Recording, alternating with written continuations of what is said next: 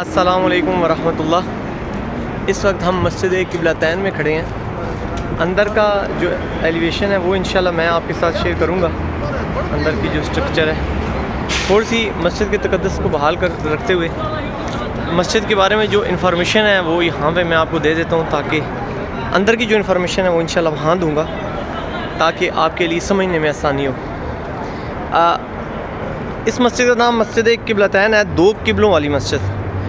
سب سے پہلے تمام مسلمان بیت المقدس فلسطین کی طرف منہ کر کے نماز پڑھتے تھے۔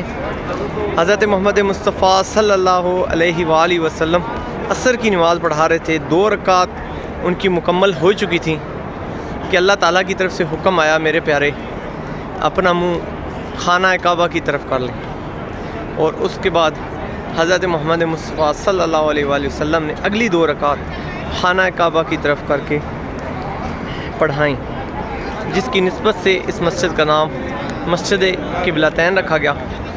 اور اس کے بعد مسلمانوں کا قبلہ اول قبلہ خانہ کعبہ ہو گیا اور قبلہ اول بیت المقدس۔ یا اللہ، جو یہ ویڈیو دیکھ رہا ہے میرے رب سب کو یہاں کی زیارات نصیب فرما، یہاں کی رحمتیں برکتیں سمیٹنے کی سعادت نصیب فرما۔ اب بڑھتے ہیں مسجد کے اندر کی طرف، اگلی ویڈیو انشاءاللہ اندر کی طرف ہوگی۔